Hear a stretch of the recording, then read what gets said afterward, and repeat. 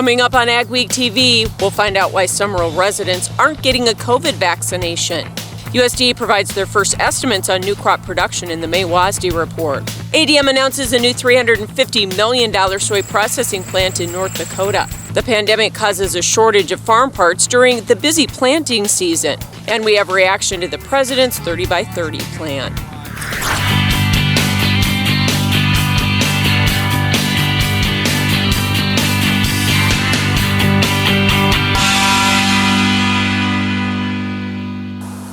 Welcome to AgweekTV. I'm Michelle Rook.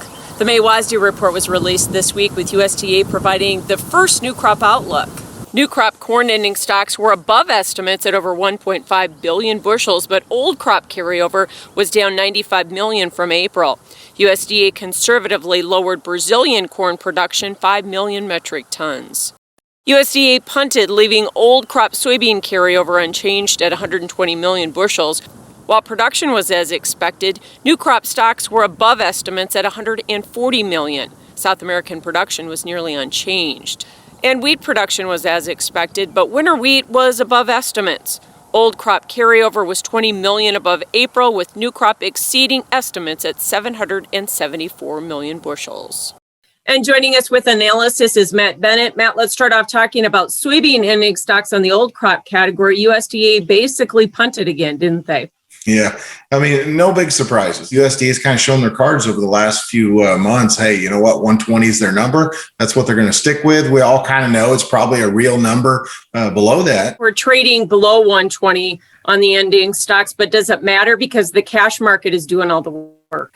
Yeah, the cash market, your basis, your spreads, those are the places that I always look to see, is this market going to remain healthy? Is this market going to continue higher? And the basis is astounding, where you don't have a whole lot of soybeans. I'll tell you what, they'll do whatever they got to do to get a hold of them. New crop ending stocks on soybeans above expectations at 140 million bushels. My big thing, I guess, when I look at the new crop balance sheet, you'll add acres, but 50.8 might be a stretch for me right now to make the assumption on yield, just simply due to the fact we're not getting a super fast start. Old crop ending stocks on corn, USDA lowered 95 million bushels. We're still at 1.26 billion bushels. Again, we're trading a number below that, don't you think? I do. There's nothing wrong with that. You had exports of 100 million bushels. That's certainly a change that they were able to make and able to do so with some confidence. Inspections have been awfully good here lately. And obviously, the Chinese continue to buy. Now, they're buying new crop supplies at the present time. But bottom line is we're seeing that demand's still strong. We're seeing that the value of corn is still strong enough that people are stepping in here and buying it. So the new crop estimate was a little bearish above 1.5 billion bushels, but USDA still using a 179.5 bushel per acre yield. Does that seem high here considering how much drought there is in the Corn Belt? I agree with you. If I was going to be handicapping this crop at the present time, 179.5 probably wouldn't be where I'd start. You know, it hasn't exactly been ideal. Once again, you could probably use a higher percentage on harvested acres like the USDA chose to do on this report, due to the fact that I think we all know that we're going to add some corn acres. How many acres is going to be key.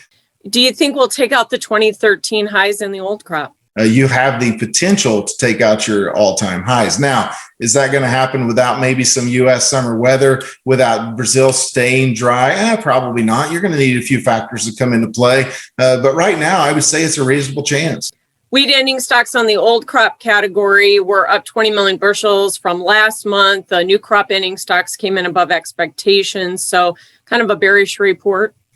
Yeah, it's kind of a bearish report. But I mean, if we compare it to years past, you know, we've been running 50% stocks to use for quite some time, you know, and then we keep whittling down just a little bit more. And what that does for us is it makes it necessary, in my opinion, to have a decent crop. Whenever you're looking at corn prices this high, we know people are going to feed wheat. It's going to be interesting to see how that plays out. Thanks so much. That's Matt Bennett, agmarket.net. USDA also announced producers in prairie pothole states can now sign up for the Soil Health and Income Protection Program, or SHIPP. Farmers can enroll less productive farmland for 3 to 5 years and plant cover crops to improve soil health while protecting farm income. Up to 50,000 acres was authorized under the 2018 Farm Bill. In the second year of the pilot, rental rates will get a boost as USDA is altering the calculation method. We're changing it to a 50% of the county average rental rate. And regardless of the soil productivity, before it was tied to soil maps, soil productivity, and we just want to get folks in the door thinking about this. So that's the approach we're taking. Another change is producers can self-certify the acres they offer are less productive. Plus, they can use field boundaries and straight lines to delineate offers. Sign-up begins at FSA offices May 10th and runs through July 16th. The Biden administration has released its 30 by 30 plan, known as the Conserving and Restoring America the Beautiful Report. It outlines 8 principles to conserve 30% of the nation's lands and waters by 2030. One supports voluntary stewardship efforts of private landowners as well as current conservation efforts through existing USDA programs. American Soybean Association's Kevin Scott says details are vague, but they won't support idling productive land at the risk of losing their competitiveness. Plus, with conservation and carbon sequestration programs alike, most farmers are already vested in those practices and should be rewarded just like those newly entering the program. We know that building organic matter and soil structure is critical to passing it on to the next generation. And so we're kind of in a race already. The plan also establishes an interagency working group to create a stewardship atlas. An annual report will provide an update on the efforts, with the first to be released at the end of 2021. Minnesota will become the first Midwestern state to adopt California's Clean Cars rule. An administrative law judge has given the Minnesota Pollution Control Agency the go-ahead to implement the California standard. It is being criticized by the state's car dealers, but will also hurt Minnesota's ethanol and biodiesel markets. Archer Daniels Midland has announced plans to build a $350 million soy crushing and refining plant at the Spiritwood Energy Park near Jamestown, North Dakota. The plant will be running by harvest 2023 and process 150,000 bushels of soybeans a day, or 37.5 million bushels a year. This is over 20% of North Dakota's production. ADM is taking over the site of a former Cargill barley malting facility that closed in 2018. The head of the North Dakota Soybean Council says it's great news for the state and for soybean growers. We've seen just tremendous increase in soybean production over the last 10, 15 years here in North Dakota. And so, as I mentioned, we've just long awaited an announcement of a crush plant. So really grateful that ADM sees the advantage of sourcing here in North Dakota. A previous deal to build a soybean plant at that site fell through after failing to raise enough money. Spring planting is among the busiest and most stressful times of the season for farmers. And this year there's an extra wrench in the works. As Mickle Pates reports, many farmers and implement dealers are seeing a shortage of parts and other supplies needed to keep things rolling. The cooler spring weather isn't the only thing that slowed Jay Myers down this planting season. We had a shaft break on a planter this last weekend, and there was only 3 parts in the whole United States, and the closest one was just about 4 hours away. And if we were going to order that part, it was going to take till July 29th to get. They were able to weld the shaft they had, but did go buy the closest one, just in case. Because we don't want that to happen again. The shortages seem to run across the region and across the board, from tractors and other equipment to the parts and tires needed to run them. Even seed and chemicals are in short supply. Some say COVID-related staffing shortages are causing shipping delays. In Nebraska, farmer Mike Korth has been unable to get routine parts. We can't get filters for our tractors. There's certain filters are out. So it's getting more and more common where we're traveling 90, 100, 200, 300 miles for parts. Minto farmer Jay Goditis says his family's operation is big enough that they tend to keep a lot of parts on hand. But still, they've had to travel far and wide at times to get something they need to keep going. The rail systems seem to be slower now. I think it's all related to maybe all the way from the ports with the shipping to the rail yards to the warehouses. Right now, no one is predicting when the shortages might ease, so Goditis says his best advice is to anticipate what you may need and try to have it on hand. In Minto, North Dakota, this is Mickle Pates for AgWeek. Rural residents are much less likely to get a COVID vaccine than those in cities. We'll take a look at why, up next on AgweekTV. Small or large, Superior Grain Equipment has a storage solution for you. From top to bottom, we offer the industry's best bins and warranties to protect your products and your grain storage investment. Make the superior choice today with Superior Grain Equipment. Dig, lay, and bury drain tile all in one pass. with the Crary Tile Pro Plow. The Crary Tile Pro Plow lays tile up to 7 feet deep with boot sizes of 4 to 12 inches. Advantages of installing drain tile to your field provides increased overall yield, improved soil moisture levels, and controls soil erosion. It pays to tile with a Crary Tile Pro. To locate a dealer near you, visit www.crarytilepro.com. At Trans Systems, every day is a great day to haul beets. Our family-owned business moves more beets than anyone in the world. We enjoy good work and good pay, and many of us have been here for decades because it's a place where our opinions are heard and our accomplishments are seen. We're your home every day and can take summers off. Here, our safety and yours matter most. Trans Systems, a sweet haul in the Red River Valley since 1983.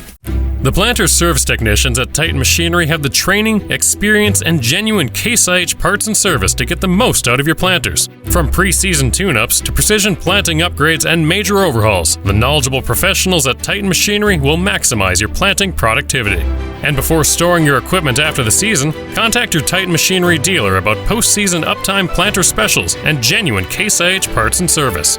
Titan Machinery, your local Case IH and precision planting specialists. Superior Grain Equipment offers you the industry's best dryer and grain handling equipment. So make the superior choice and get higher quality grains, test weights, and prices while using half the energy. Superior Grain Equipment. We're going to talk today about a revolutionary auto steer product that you guys have developed. We back one of these things in, it'll drain a 40-acre patch just within hours. What can you tell us about what dairy farmers do to make sure that their animals are happy? Their care is our primary concern. Is there still time for producers to get storage bins up? Absolutely. We still can definitely get something up and ready for corn harvest.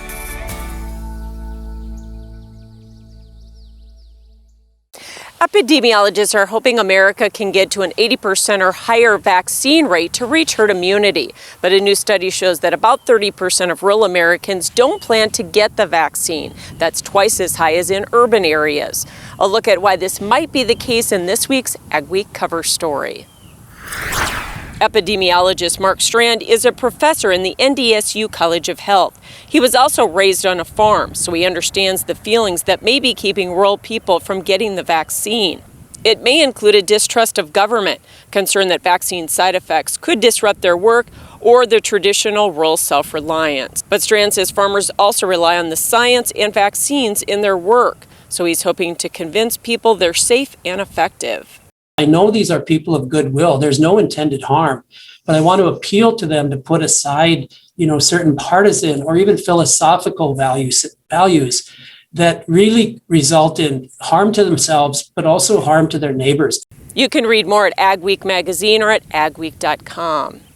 Farm Rescue has been helping farmers in need for about 15 years, and recently the nonprofit organization lent its helping hand to a Minnesota farmer who's had a tough patch. Emily Beal has more on the group's latest efforts. It's hard to put in words together what it means to us. It's a blessing. Robert Nord grows corn, soybeans, and alfalfa near Wolverton, about 20 miles south of Moorhead, Minnesota. He also has a herd of registered Angus cattle. An attack by one of his cows who had just given birth this spring was just the first in a string of bad luck recently. And then the result of that, it broke my back. I'm laid up for an extended period of time here now. And about 2 weeks after that, he got COVID. And 2 weeks after that, he had his gallbladder removed. So he's grateful for Farm Rescue's help planting his crops. A big job done in no time with the help of volunteers. It's a great stress reliever knowing it's getting in on time. Yes, it's wonderful. Farm Rescue started in 2006 to help North Dakota farmers sidelined by illness or injury. It's now grown to 7 states, and they've helped more than 700 farmers with the help of volunteers from all over the country. That's notable since farmers often hesitate to ask for help. Even in some of the most dire of circumstances, it's not easy for them to ask for help. So we get a lot of phone calls and a lot of emails from maybe a spouse, it may be a relative, a neighbor, a friend, someone that knows that they are in need of some help. Farm Rescue's goal is to help a farmer through a tough season, so they'll be able to keep farming for many seasons to come. Near Wolverton, Minnesota, this is Emily Beal for Ag Week. Ahead on Ag Week TV, We'll tell you about a new soy-based dust suppressant that's better for the environment and for farmers. Now is the best time to lock in pricing and secure your future farm equipment needs with the Summers Manufacturing Advance Order Programs. Confirm your order by May 31st for fall delivery, or confirm your order by June 30th for next spring. All Summers equipment qualifies, including our new Super Coulter Samurai, the innovative VRT Renegade, and the best built land rollers in the industry. Talk to your Summers dealer today or go to summersmfg.com to learn more. This is Dennis Beliski reminding you we do auctions and we do them well. You've built your operation with hard work, and when it's time to sell, all or part, you deserve the best. Details from repairs and preparation to promotion and settlements are not routine. Chances are you'll only do this once, so we'll tailor an auction just for you and get it done right. On-site at your farm or added to one of our highly successful Alaris Center auctions, we have the skill, reputation, and integrity to meet your needs with best-in-class commitment and quality service. Find us at resourceauction.com or call 701-757-4015. Growing up as a kid, Gateway was always the grain bin building and the grain handling people that were out in our area. One of the reasons we chose to go with Gateway was they're the leader in the industry and they are the #1 Brock dealer in the United States. We've really liked the Brock design and some of the designs that Gateway has come up with throughout the years. My best advice would be to just put your trust in them and let them come up with the design that's going to fit your needs. They say when the going gets tough, the tough get going. At OK Tire, we're here to keep you going. From Firestone tires and replacements to retreads and even Firestone tracks, we have you covered. Our certified Firestone experts are ready to get you back up and running, no matter if you're on site or in the field, saving you time and money. OK Tire, we keep the tough going. Go beyond the headlines with an Ag Week membership. Get in-depth agribusiness reporting, original farm and ranch stories, and fact-based research for the most comprehensive ag news in the upper Midwest. Experienced ag journalists bring you exclusive ag news, insights, and policy updates you won't find anywhere else. Become a member today and get unlimited access to Ag Week and AgweekTV. We did get some much needed rain in dry areas of our region this last week, but we are far from breaking the drought. Will there be any follow-up precip? Here's John with our AgriWeather Outlook. Been watching for some time now through the spring for a weather pattern flip, and I thought it might happen sometime in May or June. Not confident this is the one, but there is definitely a switch in the upper level patterns taking shape. And that's going to lead to some definitely warmer weather across much of the central United States. Storms still going to be fairly spotty in this pattern. And if this is in fact the pattern shift that manifests itself and stays this way for much of the summer, then it could be foreboding signals for that concern that we've had all along, that our generally dry fall and winter and early spring pattern could lead to a hot and dry summer. Here's what we're watching. The jet stream this week kind of split into two parts, a little bit of a loop down around a weak meandering low in the southwest. It's beginning, the main polar branch of the jet stream is this one. This is a much smaller, less significant, weaker flow, but it does contain this upper level low. Now, as the jet stream itself merges north up into Canada, it's taking with it a lot of really warm air. And by the middle of this week, I expect temperatures out in eastern Montana and the far western Dakotas to maybe get up around 90 degrees or into the 90s. And this whole region is going to be in the 70s and 80s. So some really warm weather taking shape. Now, will this trough kick out a storm in this southwest flow pattern toward the end of the week? I remain skeptical of that, and we'll talk about that in a bit more detail when we look at the precipitation forecast. But much warmer weather. A lot of this will be in the 80s as far north as North Dakota, central Minnesota for the week ahead. Now, as we shift into the second week, I still am seeing this ridge of high pressure. I still see another chance of a system coming up with this jet stream, but probably not a terribly well organized weather system. In other words, I look for this region to be not only mostly pretty warm, but also mostly pretty dry. and it'll likely stay that way. Going to see some persistent temperatures getting up around 90 into the southeast part of the country during the second week of this forecast. The cold air is really retreating northward into Canada. Now, as far as precipitation goes, with that flow coming out of the southwest, especially around the middle of the week, this whole northern plains area, there will be a chance for scattered thunderstorms. But I look for the only really good chance of getting appreciable rain to be on the eastern side of this. And the way the spring is gone, I'm not confident it's going to be a full soaker for all of these areas. But there will be some rains into the upper Midwest. The second week, the same area has a chance, but some of this, with the temperatures as warm as they are, will be too dry in the western part of the Corn Belt and across the northern plains. It does look like it will continue to be very much too dry, and couple that with the warm temperatures and we have a problem. We have products that no other companies have. That gives us a bit of an advantage and a bit of an edge, and provides some security to our customer base that we've been here, we're here to stay, and we want to still provide these new innovations to the customers today. It's cold granulated products where we're putting together multiple nutrients. We've got products in our Micro Essentials lineup that contain sulfur and zinc, and we also have products on our potash side which contain boron, which is a newer product for us, which is called Aspire.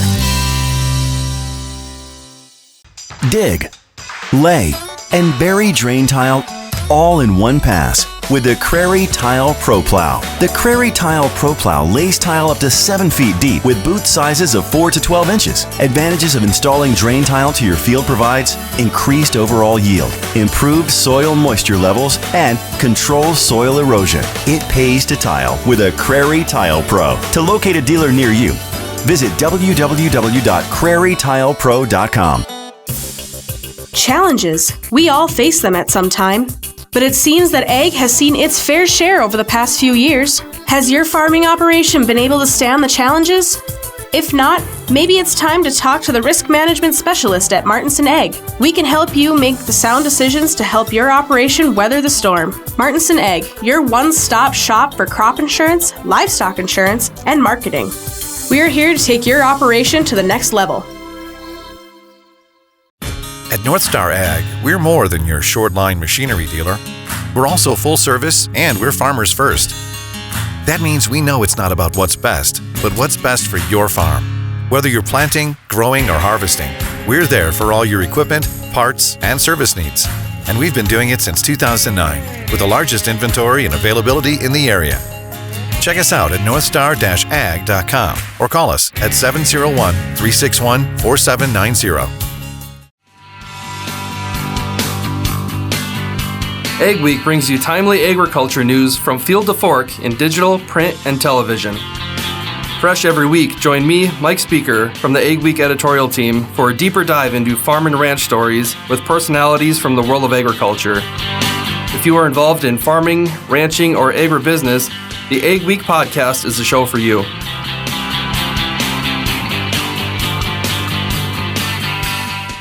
AgweekTV Soy Insight, brought to you by the North Dakota Soybean Council. A new soy product offers a sustainable dust suppressant for farms, roads, construction sites, or anywhere dust is a problem. Excess dust also affects air quality for people and animals. Currently, the most commonly used dust suppressants are salt products, which can wash off roads and damage farmland, cars, and equipment. But thanks to funding from soybean checkoff dollars, NDSU Research has developed a soy oil dust suppressant that's environmentally friendly and is a boon for soybean growers. This is really a double win for us in North Dakota, because you know all the miles of gravel roads that we have, all the dust that blows around, and actually each mile will lose about a ton of gravel a year, and this will help hold it down and keep it. The new product is called Epic EL Dust Suppressant. Because it was made with soy oil, it won't wash away. So it will kind of lock in place on the gravel, so when it rains it doesn't wash off. But at the same time, it has the ability to be biodegraded over time. It takes about 190 bushels of soybeans to make a 275-gallon tote of Epic EL concentrate. Visit bioblend.com and look for Epic EL for more information. Still ahead as grilling season kicks off, it's the perfect time to celebrate beef. We have products that no other companies have. That gives us a bit of an advantage and a bit of an edge, and it provides some security to our customer base that we've been here, we're here to stay, and we want to still provide these new innovations to the customers today. It's co-granulated products where we're putting together multiple nutrients. We've got products in our Micro Essentials lineup that contain sulfur and zinc, and we also have products on our potash side which contain boron, which is a newer product for us, which is called Aspire. Steffes Group, selling land and the equipment to farm it since 1960. If you're interested in selling or have questions about our auction process, head to our website at steffesgroup.com to contact us at any one of our 4 locations located throughout the Midwest. You can also visit and subscribe to our YouTube channel to view all of our auction previews and recaps to stay up to date on the market in your area.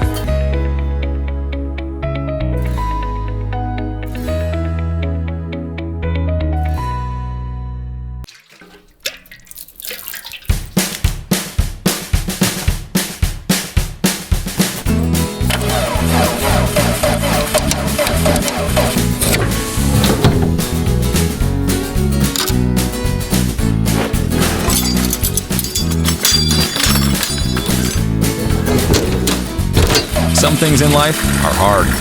That's why banking shouldn't be. Cornerstone Bank.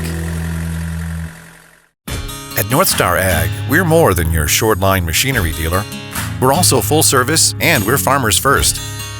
That means we know it's not about what's best, but what's best for your farm. Whether you're planting, growing, or harvesting, we're there for all your equipment, parts, and service needs. And we've been doing it since 2009, with the largest inventory and availability in the area. Check us out at northstar-ag.com or call us at 701-361-4790. For Ag Week, this is Mikkel Pates at Watertown, South Dakota. We'll look at the positive impacts that dairy can have on the community. A Minnesota couple has put a grain bin to a new use. Spoiler alert, it's not grain. This elaborate system of tubing with the downhill slope is how Maplewood State Park gathers sap to make syrup. Thanks for joining us for this week's edition of Ag Week TV. Remember, for all your ag news, go to agweek.com or follow us on Facebook and Twitter as well. May is Beef Month, and a great time to highlight the huge economic impact the cattle industry makes here in our region. In South Dakota alone, cattle producers raise 4 million head of cattle, which outnumber the residents by 4.5 to 1. Huge kudos to the 14,000 beef farmers and ranchers that we have in South Dakota, and it's an exciting time to celebrate them and what they do every day, making that protein possible to be on your plate. She says May Beef Month is also a time to thank cattle producers for the positive contribution they make to the economy. We're in the local communities purchasing, whether it's equipment or feed or groceries. The dollars that we make here, we're selling back or we're bringing back to the community. The council is also launching several promotions, including the Reclaim the Summer campaign, and encouraging everyone to grill beef this summer. Most of the beef, I believe over like 30% of the dollars are sold between Labor Day and Memorial Day. Thanks for watching this week's edition of Ag Week TV. Remember, for all your ag news, go to agweek.com and follow us on Facebook, Twitter, and Instagram as well. Have yourself a great and safe week.